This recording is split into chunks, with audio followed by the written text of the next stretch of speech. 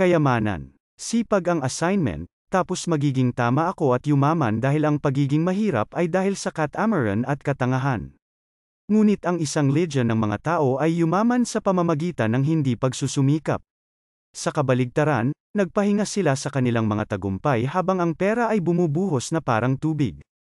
Mabilis kong naunawaan na ang pera ay walang kinalaman sa kayamanan, kahit na sa karunungan, ngunit ito ay isang pangitain lamang na pinilit sa atin ng mayayaman.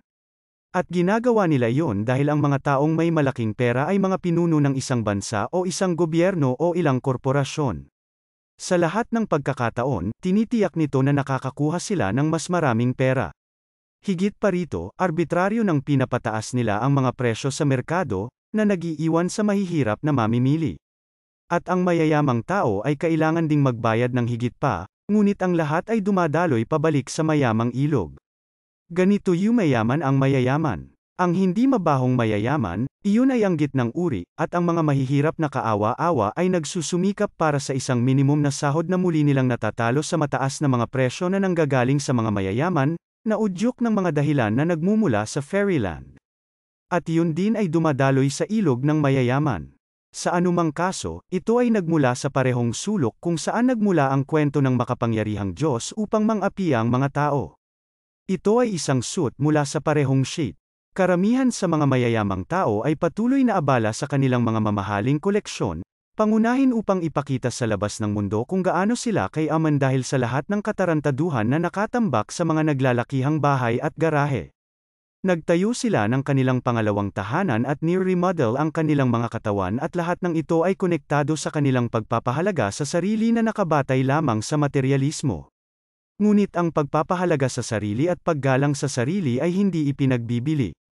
Pinakawalang kwenta ng pagsunod lang sa kawan. Maging ito ay isang mayaman o mahirap kawan. Kunin bilang isang halimbawa ang isang hari o isang presidente na nagsasabi ng magandang kwento para sa mga tao sa TV. Ang mga taong ito ay pinapayuhan lamang, na nangangahulugan lamang na sinasabi nila kung ano ang isinulat ng isang grupo ng mga mayayaman na namamahala. Ang pinakamasama sa lahat, ang gayong masunurin na bida ay madalas na iniisip na ang populasyon ay nagpapasalamat at pinupuri siya para doon. At ang masunurin na tupa, iyon ay, ang mga taong mapanlinlang, ay magiliw na sumusunod sa kanila sa kanilang paghihirap. Ang gitnang uri na may mas kaunting gastos kaysa sa karamihan ng mga kaawa-awang bastardo ay kailangang kumapit sa kanilang katayuan na may bumubulusok na kilikili at magkabilang kamay, dahil, sa kaunting pinansyal na sakuna, sila ay makalawit ng hindi mababawi sa ilalim ng panlipunang hagdan. Paano kung itutuon natin sa mundo ang pamimigay? Ibig kong sabihin, ano ang masama sa pagbibigay ng kaunti pa sa mga mahihirap kaysa sa mayroon na sila? Ang bawat isa ay parinang namamahala sa kung ano ang mayroon sila at kung ano ang nais nilang ibigay. At huwag ibigay ang anumang bagay sa pangalan ng Diyos, ngunit ito ay dapat na mula sa iyong pangalan dahil doon mo mararamdaman kung gaano kasarap magbahagi. Ang kaligayahan ay ang mukha ng iba kung kanino ka binigyan ng tulong at gawing isang kasiya siyang solusyon ang paghihirap ng iba. Ang mga gustong gumawa ng magandang impresyon, kailangang mag-iwan ng bakas ng paa. Pagkatapos ay dapat mong ipakita sa kapwa-tao kung sino ka at kung ano ang nagawa mo para sa nangangailangan. Ang kaligayahan na idudulot mo sa ibang tao, halimbawa sa pamamagitan ng pagtulong sa pananalapi, ay mananatili sa mahabang panahon at gayon din, kaunti pagkatapos ng iyong kamatayan, sa mga alaala ng mga nakaligtas. Bukod dito, walang sino man ang maaaring magdala ng kanyang alkansya o ng kanyang pera kapag siya ay namatay, kahit na ang isang tao ay nagtrabaho ng husto sa kanyang buhay. Ang pag-iimbak din ng pera at ari-arian ay hindi pumipigil sa sinuman na mamatay. Ano ang dapat na nasa iyong libingan? Maaari siyang magtrabaho ng husto at kumita ng malaki para sa estado. Ang mga awtoridad sa buwis ang nakikinabang sa pagkamatay ng mayayaman. At sa loob ng isang linggo halos lahat ay makakalimutan na iyon dahil tuloy-tuloy ang buhay. Ang buhay ay hindi nagtatapos. Kahit na ang Diyos ay hindi pinahahalagahan ang pera dahil hindi mo ito madadala sa iyong libingan o ibigay ito sa simbahan na hindi bababa sa isang pandaigdigang organisasyon kriminal. At muli ang pseudo-rich ay naghihintay sa linya na may pagkainip na tanggapin ang iyong pera sa pamamagitan ng isang relihiyosong dahilan. Noong Middle Ages, ang mga mahihirap na sowang palad ay inilibing sa labas sa sementeryo at ang mga mayayamang tao ay inilibing sa loob ng simbahan sa ilalim ng sahig. Ang mayayamang baho ay kailangang magbayad ng malaking pera para dito. Naisip nila sa ganitong paraan upang makabuo ng isang prioridad na posisyon at upang maging mas malapit sa Diyos tulad ng ipinangako sa kanila ng simbahan. Ang mga simbahan noon ay sikim na inaabuso ang pagiging mapanlinlang ng mga taong mapanlinlang. At ang ganitong anyo ng paggawa ng pera ay patuloy na nagpapatuloy ngayon ng mga relihiyosong institusyon, kahit nasa isang anyo o iba pa. Sa madaling salita, isinuko mo ang iyong mga ari-arian ng walang kondisyon sa amin kung hindi ay masusunog ka sa impyerno. At ang madilim na lugar na ito ng kapahamakan at kadiliman ay kilala sa ilang mga pangalan, bukod sa iba pang mga simbahan, mga sinagoga, mga templo, mga mosque, at higit pa rito, lahat ng mga lugar ng pagsamba kung saan ang Diyos at anumang iba pang masamang nilalang ay ipinangangaral. Sa katotohanan, ito ang impyerno kung saan nagtatago ang sinaunang kasamaan, na paulit-ulit na bumabalik at hindi mapaghihiwalay sa utak ng relihiyosong sangkatauhan. Higit pa rito, sa iyong buhay ay nagbigay ka na ng napakalaking bahagi ng iyong pera sa tanggapan ng buwis na bahagi ng kultura ng simbahan at nagkakaisa sa elitistang bansag. Kaya tulungan mo ako Diyos na makapangyarihan sa lahat. At kung ang pamahalaang nakararami sa relihiyon ay nag-aangkin na hindi nito ibinatay ang mga patakaran nito sa mga pamantayan ng relihiyon o sinasabing hindi ito kumikilos o nag-iisip ng kahalintulad sa ideolohiyang pangrelihiyon nito, alam mo nang maaga na ang sinasabi nito ay hindi totoo. Tingnan ang mga taga-Roma Kapitulo 13 versikulo 1 hanggang 7, 1. Ang bawat tao ay dapat magpasakop sa mga awtoridad na nasa itaas niya. Sapagkat walang pamahalaan kundi sa Diyos, at yaong mga itinalaga ng Diyos. 2. Kung gayon ang sinumang sumasalungat sa pamahalaan ay lumalaban sa institusyon ng Diyos, at ang mga gumagawa nito ay magdadala ng kahatulan sa kanilang sarili. 3. Sapagkat kung ang isang tao ay gumagawa ng mabuti, hindi niya kailangan matakot sa mga mahistrado, ngunit kung siya ay gumawa ng mali. Gusto mo bang walang takot sa gobyerno?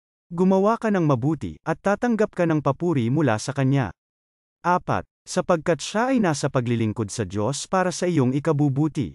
Ngunit kung gumawa ka ng masama, matakot ka, sapagkat hindi niya dinadala ang tibak sa walang kabuluhan. Sapagkat siya'y tumetayo sa paglilingkod sa Diyos, bilang isang galit na tagapaghiganti sa gumagawa ng masama. 5. Kaya't kinakailangang magpasakop, hindi lamang dahil sa galit, kundi dahil din sa budi. 6. Kaya't nagbabayad ka rin ng buwis, sapagkat sila ay mga lingkod ng Diyos, na patuloy na umaasikaso sa mismong puntong ito. 7. Magbayad sa lahat ng nararapat, buwis kung kanino ang buwis kung kanino buwis, takot sa kinatatakutan, tributo kung kanino nararapat ang karangalan. Kaya't sino pa ang nakatayo doon, nagkukuskus ng mga kamay sa mga pecuniary knobs? Kahit nasa libingan ka na, hinuberan ka pa rin ng gobyerno. Para sa iyong mga supling, walang ibig sabihin ang aksyon ng gobyerno sa pag-aalsa kundi pagkabigo, dahil ang natitira dito ay isang limos lamang at kadalasan ay hindi katumbas ng halaga ang paghihirap sa pagbali ng sibat para dito. Pagkatapos ay iyon ang pagtatapos ng kwento. At bakit hindi mo maibigay ang iyong pera kapag nabubuhay ka? Dahil ang mga stakeholder sa gobyerno pagkatapos ay walang nakukuha, syempre. Upang maiwasan ang isang tao na magbigay ng isang bagay nang hindi napapansin, ang mga mahistrado ng gobyerno ay gumawa at naglatag ng iba't ibang mga batas upang makuha pa rin ang kanilang mga kamay sa bahagi ng nakawan. Halimbawa, ang kasakiman, kawalang katarungan, paglustay, at pagnanakaw ay nakatago sa mga batas at regulasyon ng legal na nilalabag ng mas mataas na elite at lalo pang nagpapayaman sa kanilang sarili sa mga ari-arian ng ibang tao. Mahal na mga tao, buksan ang iyong mga mata. Isabuhay ang iyong buhay at alamin na sa lipunang ito ay madalas kang napipilitan sumabay sa agos. Ngunit huwag kalimutan ang iyong sarili at ang iyong kapwa-tao. Dahil ang kayamanan ay nabubuhay sa tabi mo sa anyo ng pagtulong sa isang tao. At ang kalusugan ay sabay na tumetawa at umiiyak din kasama ang iyong kapwa lalaki. Ang pagdurusa ay mas madaling tiisin kapag ang isa ay hindi nagdurusa ng mag-isa, at kung ang mga tao ay nagtutulungan sa isa't isa anuman ang tao at nang hindi nagdadalawang isip, kung gayon ang mundo ay masaya. At ang katalinuhan ay ang pag-alam na hindi ka na mapapasama kung namimigay ka at hindi mo na kailangang umupo sa iyong pera dahil hindi ka na nito madadala pa sa libingan. Isa-isip, ang paraiso ay kung saan maaari kang maging iyong sarili, kaya sa loob lamang ng iyong apat na pader. Gamitin ang utak at i-unfollow ang mga di umano'y mas nakakaalam. Dahil ano ba talaga ang alam nila? Hindi ka naman nila kilala, di ba? Ang mangangaral, pari, rabay, imam, obispo, at papa ay wala ring mapa o address ng Diyos, Allah.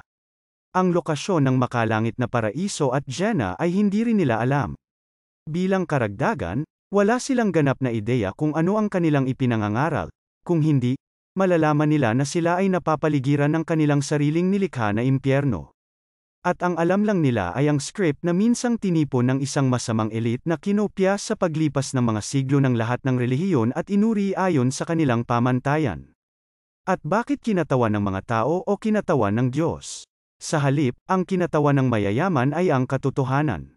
Ngayon ay maging kinatawan ng iyong sariling buhay. Ang tao ay nagmumungkahi, ngunit ang kalikasan ay nagtatapon, dahil ang kalikasan ang lumikha ng buhay, ang kredito kung kanino nararapat ang kredito. Ang kalikasan ay maaaring magbigay ng isa o higit pang mga buhay sa anumang oras at maaari ring kumuha ng isa o higit pang mga buhay sa anumang oras. Dapat isaalang-alang ng mga gumagawa ng mga plano na ang mga bagay ay maaaring magkaiba kaysa sa iniisip ng isa dahil walang nakakaalam kung kailan dumating ang kanyang huling oras ng buhay. Kaya pahalagahan ang bawat sandali, dahil ang bawat sandali ay maaari ding maging huli mo. At kung isang araw ay ipinagpalit mo ang temporal para sa walang hanggan, pagkatapos ay pumunta ng may kapayapaan at hindi sa isang ilusyon ng buhay pagkatapos ng kamatayan, dahil ang mga patay ay hindi muling nabubuhay. At ang iyong katawan at isip ay muling naging orihinal na mga blok ng kalikasan. Ganito ang sabi ng mga turo ni Vishnu, ang buhay ay may permanenteng laban dahil ang pakikipaglaban ay katumbas ng buhay at kamatayan. Kung sino man ang sumuko sa pakikibaka na ito ay hindi pa natutunan ang halaga ng buhay. Sinisira ang kamangmangan, na siyang sanhi ng takot. Kapag ang kamangmangan ay nawasak, ang sanhi ng takot ay nawawala.